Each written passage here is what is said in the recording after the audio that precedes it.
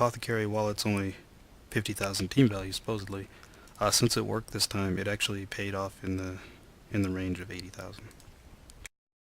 All right, so like I said, always target their armor 8 guys, because like I said, once like dwarves are only strength 3, and once you start to get rid of a couple of them, they really start to fail. Because less dwarves means less assists and less guard and block and everything else. Alright, so now he is making an effort to go and get the ball. There you see a go for it, which failed.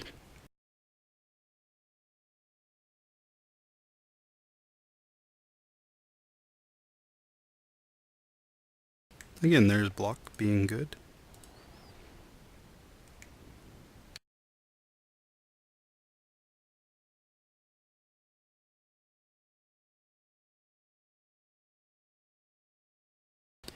And there he is making 2 go for it. And then there's the attacker down. Whenever you play dwarves, just realize that you're slow. There's my double attacker down. But the reroll turns it into something awesome. Whenever you're playing dwarves though, save your rerolls for the single die blocks. You're going to be making a bunch of single die blocks. You'll be making almost as many as an elf team's dodge rolls.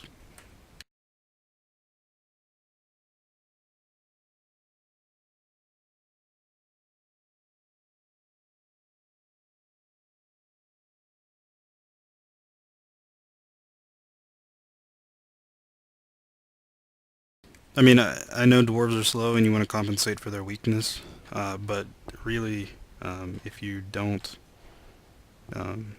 play to your strengths, you're going to get hurt.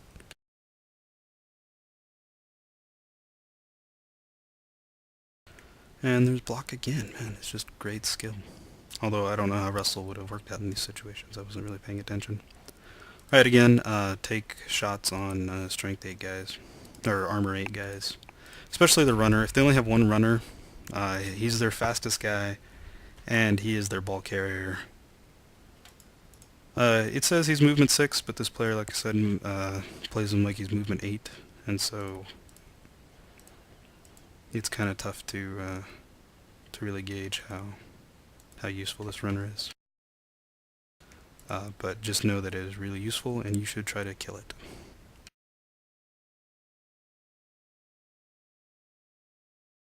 Okay, so we lost our loner.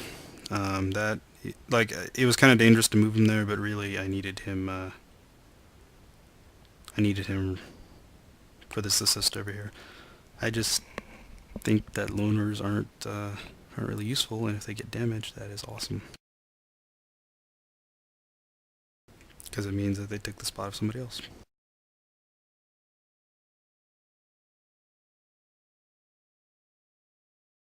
Alright, he made more go for it's and failed him.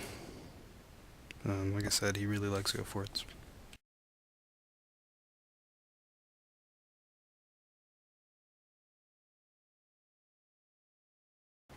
And because of the failed go for it and then another single die block, he gets knocked down again. So I guess while he's trying to compensate for his slow speed, what he's doing is he is gaining that's the word I'm looking for. He is getting a lot more use out of his armor than most dwarf teams. So I guess it's not all bad.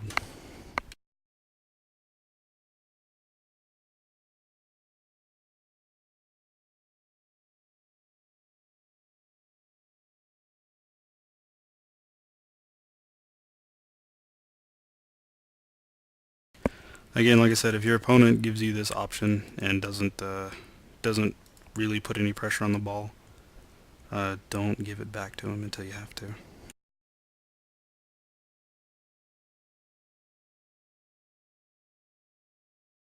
And there, I don't remember where I used my reroll. Must have been somewhere important. But, so there's my attacker down as well. I don't think I made a go for it. Alright, so this is the point where it gets too dangerous to hold the ball where it is. Well, not yet, but after he makes these go for it, it really, like if you look, he can push, like not only can he get an attack on my ball carrier, but he can also push me off the field, so I'm out of position to even try to score. Oh damn, I should have told you where everybody was standing. But I guess it doesn't matter.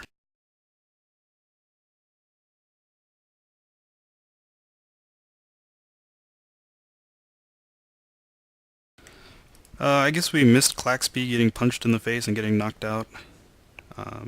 But he did. And he is actually removed from the game by that knockout. So I'm 2 players down and he is 1 player down. But if inductments were correct, I would have. Like this guy would come back after this drive, I think, and his guy would come back. So he'd be even if inductments were correct. Which is what inductments are supposed to do. They're supposed to even out the playing field. Instead, I'm playing a player down. Again, it was too dangerous to try any more blocks. I took an attempt on his runner, because that's what you should do. There's a slight chance it would have failed, but at the same time, there was a better chance that I was going to remove his guy than get one of mine hurt.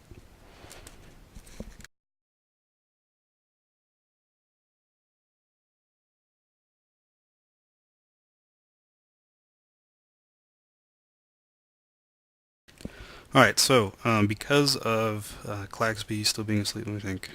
No, he wouldn't have woken up here. Okay, he would have woken up at the halftime then, but still.